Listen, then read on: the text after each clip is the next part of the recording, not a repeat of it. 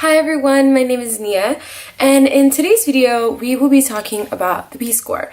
As I mentioned in my new to BookTube tag, I am currently a Peace Corps volunteer here in Ukraine, so I figured why don't I talk a little bit about Peace Corps and then kind of talk about what to expect in Peace Corps and just some things that I think I would have liked to know when being accepted and then getting ready to prepare for the next 2 years of my life. So Peace Corps is a United States government organization that was created by JFK.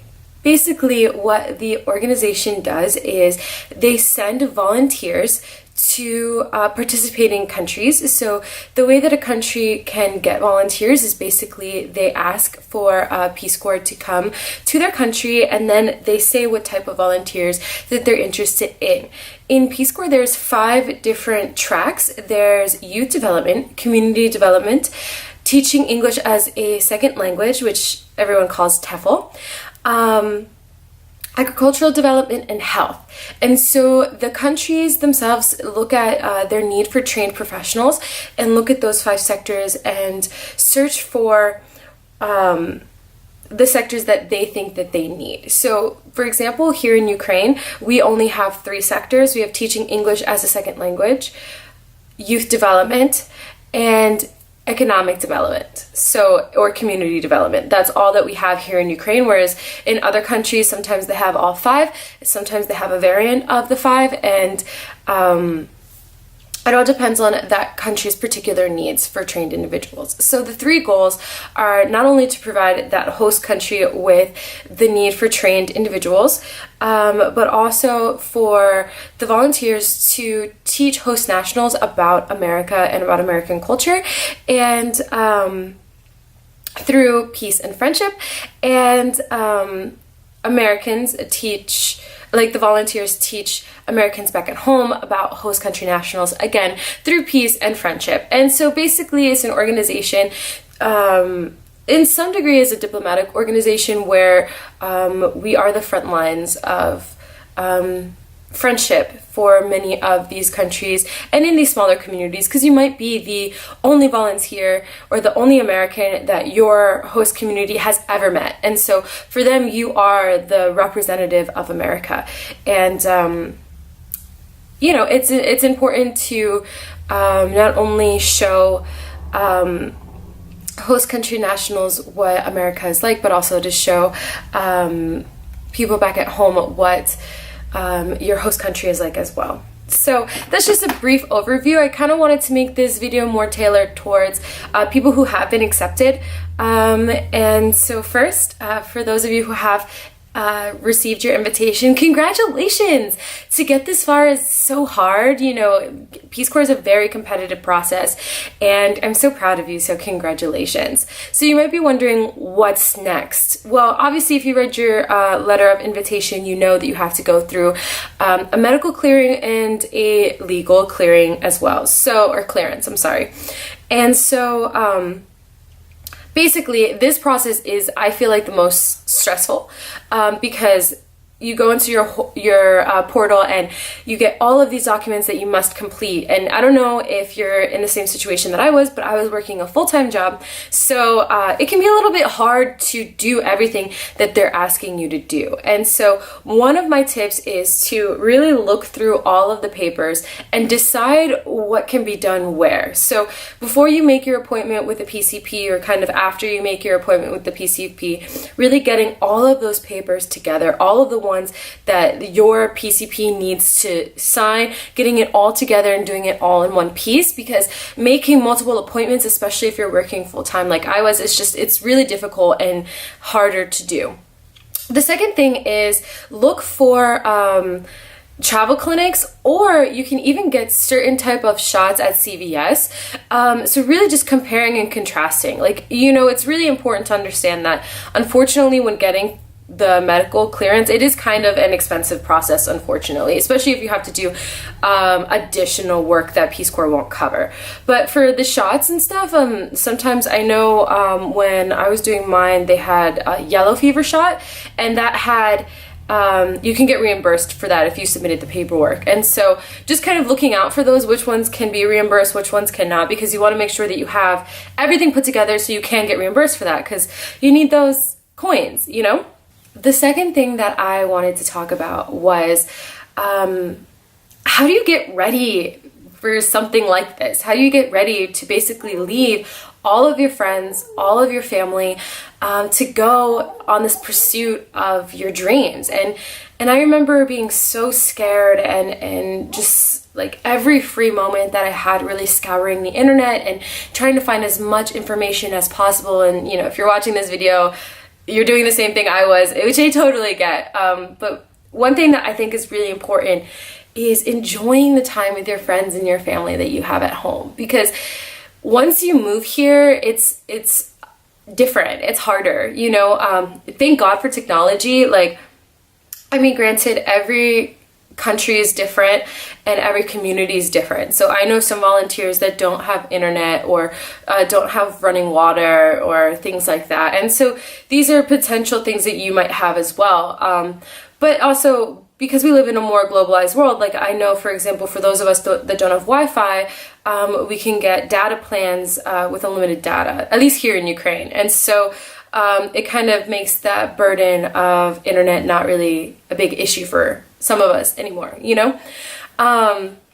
And so thank goodness for technology, because we can send an email or we can video chat or do a Facebook message and still keep in contact with all of our friends and our family and update them on our lives, and we can get updated on their lives. But it's a lot different than, you know, if you lived back at home still, you know, like you can't just drive in your car and go.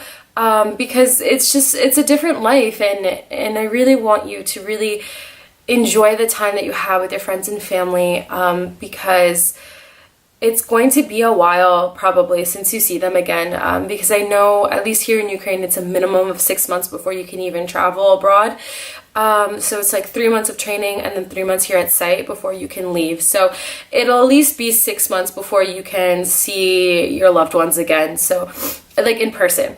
So really try to spend that time together with them. It's something that I feel like I would have done a little bit more, spend more time with my friends and my family and really cherish the time instead of obsessively searching for new information about my new potential host country and things like that. Because it's something that I miss the most. The other thing is try to eat all of your favorite foods, all of the things that you love, because when you get here, depending upon what country you live in, obviously, because, you know, maybe you live in a country that has basically the same stuff as America, but here in Ukraine, for example, like fruits and vegetables, right? I miss fruits so badly because here in Ukraine, everything is so seasonal. So basically, if strawberries are around for like a month and that's it, and I personally don't like freezing strawberries because I don't like how they taste when they freeze, like for whatever reason, I'm just not into it. But so when June comes around, I'm over here with like 2 kilos of strawberries, just stuffing my face with strawberries because I miss them so much. And it's just little things like that that you don't realize made you happy back at home. So just eating all of your favorite foods, spending time with your friends, like really taking a moment to really tell your friends why you're really excited for this new journey and everything, because I think that's one thing that can be hard once you move here is you're living this new life and it's amazing and it's new and it's exciting, but your family and friends back at home don't really understand, and you have to break it down and tell them about it. But sometimes in reality they only want to hear like a little snippet about life in your new country, and that can be really difficult sometimes. And not saying that that's definitely going to be your situation, but I know for me it has kind of been something like that, where you have to sum up your last year or your last 6 months into like a quick sentence or a tagline or something, and it can be really difficult. So maybe prepping your family a little bit more, kind of really going through, sitting down and watching some of these videos together, or you know, Facebook stuff or Instagram stuff with someone, so they can really understand like your excitement and what this new chapter of your life will bring. Number 3, technology. So again, I can only really talk about my experience here in Ukraine, but bring your computer. Pack it, girl, pack it. Please bring it. Because one thing that we have to do is our VRF, which is like a reporting form, and that needs to be done on a computer. Like, realistically speaking, it's a program that you download. And so please bring your computer. Otherwise, like, you're going to be really sad without a computer. I think, at least I remember when I was reading my welcome book, they were like, oh, it's not really required. It is. Like, it basically is, because the main form, at least here in Ukraine, that they get in contact with us is email. And I guess if you have a phone, like, you can get emails through that. But, you know, with email, or even have to doing your reporting form, like, that needs to be done on a computer. And everything else that you do, like, I prep for my lessons on my computer. I do a film club and we use my computer. I have a photography club where I put the photos on my computer for the children to look at and things like that. So, you know, bring your computer, please. The point that I wanted to make is saving money. You know, unfortunately, to some degree, being able to serve in Peace Corps shows your status, if that makes sense. Like, yes, you can apply for Peace Corps from all socioeconomic statuses. Of course, like, it's open to everyone, but understanding that here in Ukraine and in other countries as well, like, your living allowance is just that. So it's just to pay your rent, it's just to pay for your food and your and your daily things that you need.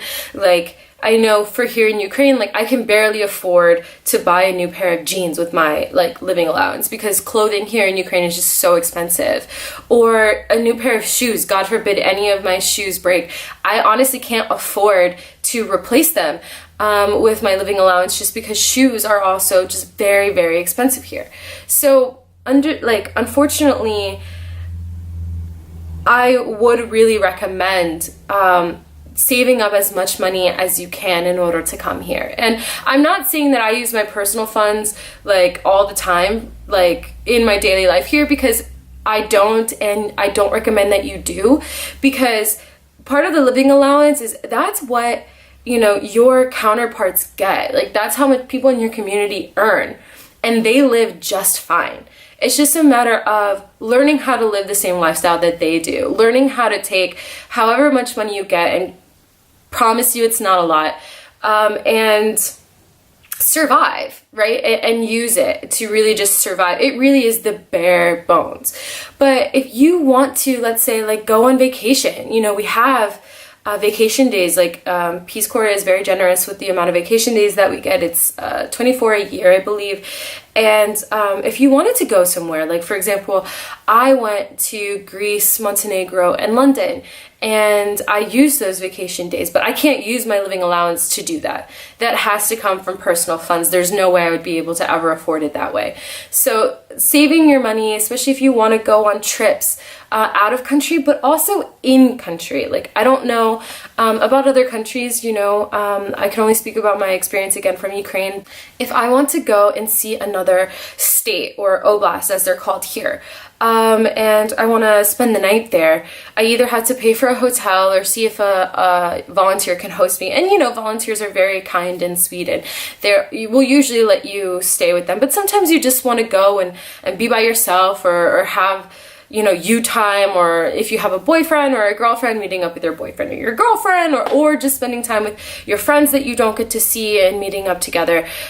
You know, sometimes you can't really afford to get, like, an Airbnb or, like, a hostel or a hotel, like, on your living allowance. And sometimes they're just not available, right? Like, sometimes, you know, you would do a hostel and you could afford a hostel, but they're just not in that particular city that you're going to. So, having that extra money is really helpful, especially if something breaks. Like, you know, let's say you bring your computer or your phone or your camera or your other stuff or your shoes or whatever, like, you're bringing all your stuff, and if something breaks, it's nearly impossible, unless you've been saving your living allowance for months, it's nearly impossible to be able to afford to replace those. So instead of going back to your family and, like, begging them to help you, to give you money to repair your laptop, which I'm sure, you know, if you have great family members, that's what they would be doing for you, or would say that this is a Christmas gift or a birthday gift or whatever.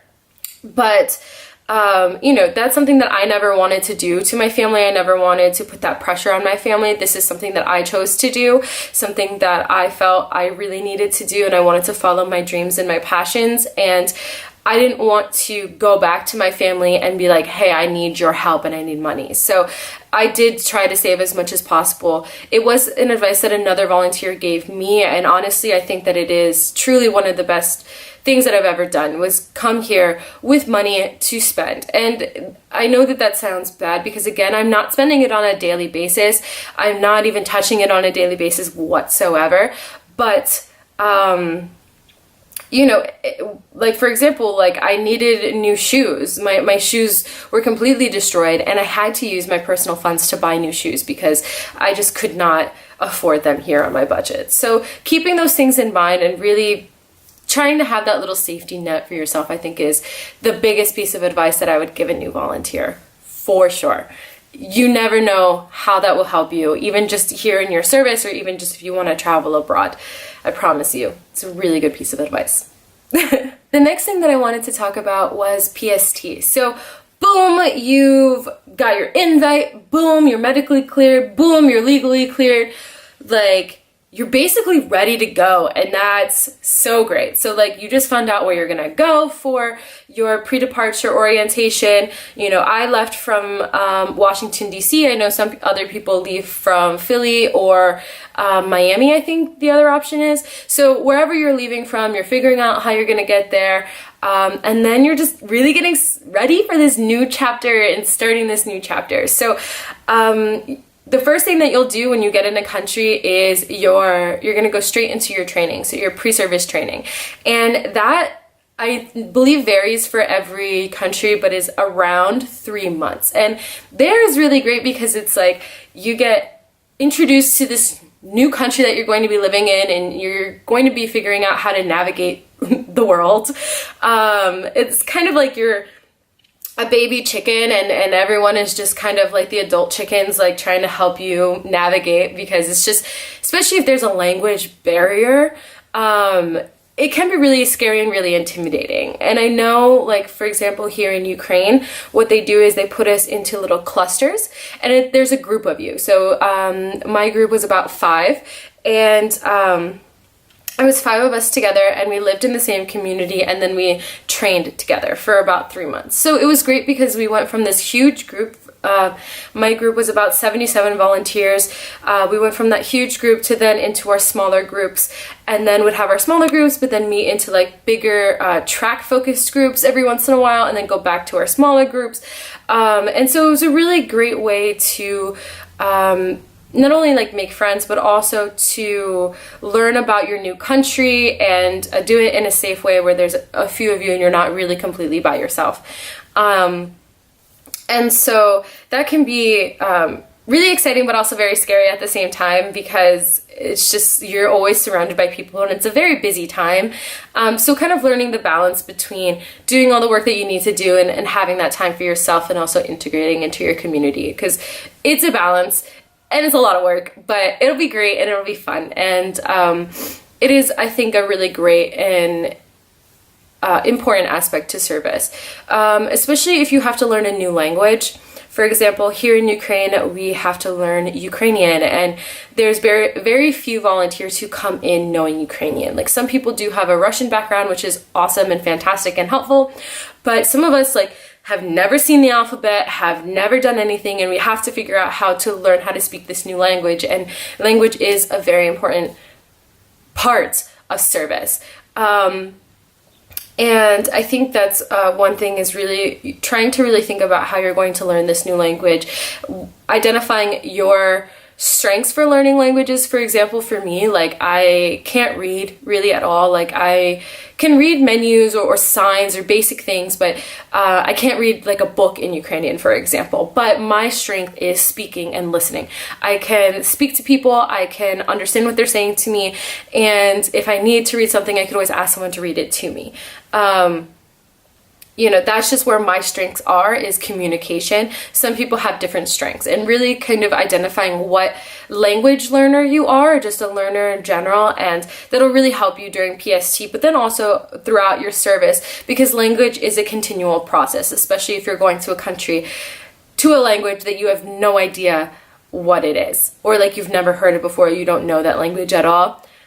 Understanding that language is a process, and it'll be something that you will continue throughout your entire service. So learning your study needs and learning styles are super important and really help when you're in the process of language learning.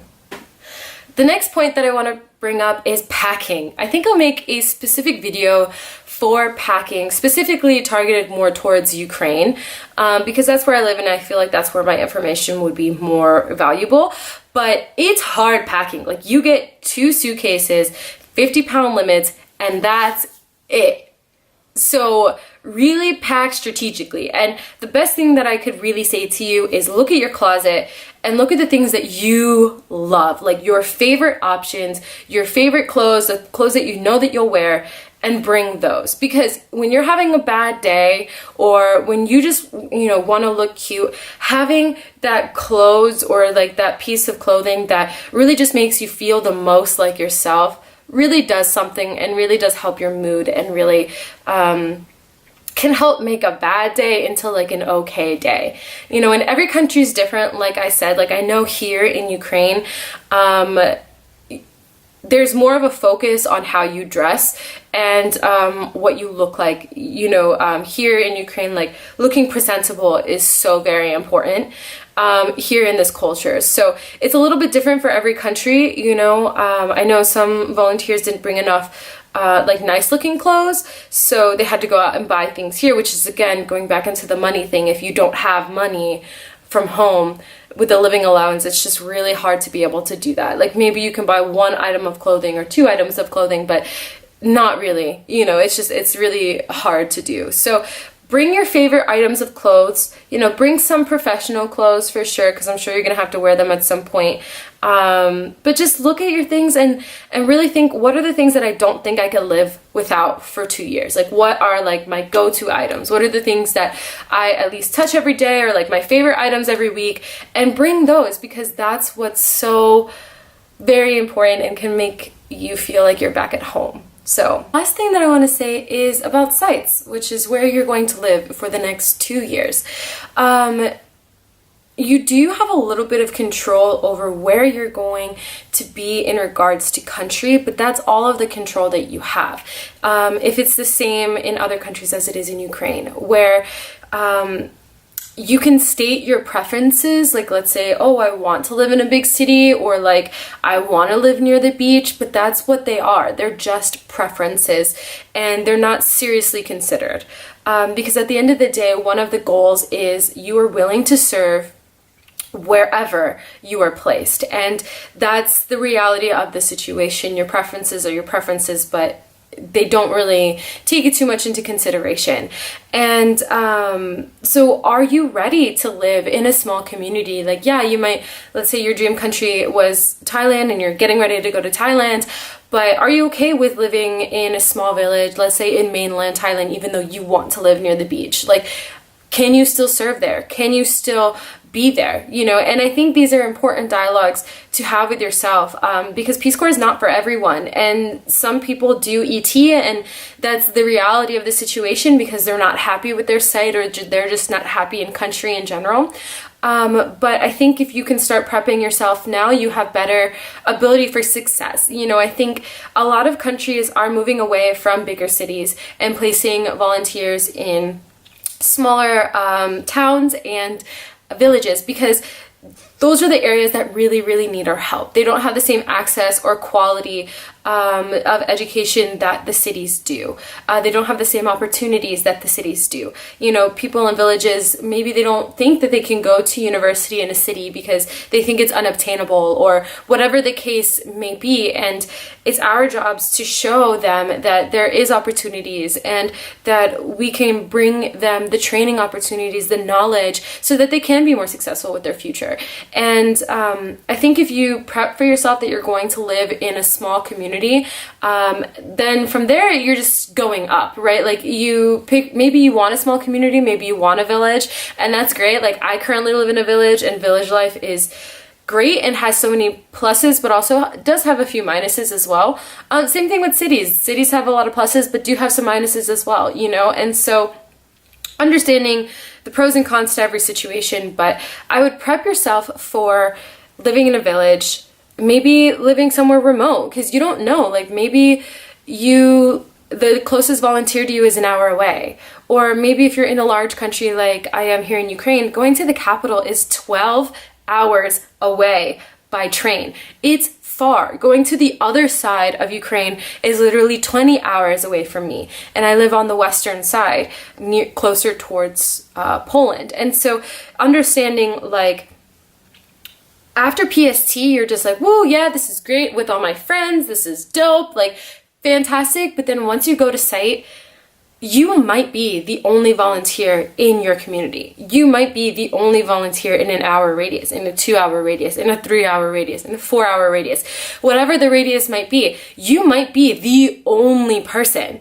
So it's really important for you to understand that maybe that might be your reality, and how are you going to deal with that? What are your coping mechanisms? What can you do to be successful there? Because it's really important to not only take care of yourself so that you can be better and work better for your community, but also understanding what you think you can realistically deal with. And some of that is really hard to have the foreknowledge of because you don't know, you've never had that experience, but I would have those things in your mind because that might be the reality of your situation. So thank you for watching my video. This is the first video about Peace Corps, and if you're interested in more videos about Peace Corps, let me know. I definitely want to do some more vlog type styles, you know, showing people, mainly my family and my friends back at home, like life in Ukraine and some of the cities that I go to, and just my day-to-day experiences here in Ukraine, as well as the fun cultural events that happened, as well as if you guys are interested in more informational videos, I would love to do that. I know one thing that's on my radar is a packing video specifically for you, for Peace Corps Ukraine, talking about things I wish I packed, things I wish I didn't pack. But if you have any other Peace Corps related videos that you're interested in watching, let me know. I'd love to hear it. So thank you for watching, and I hope you have a great day.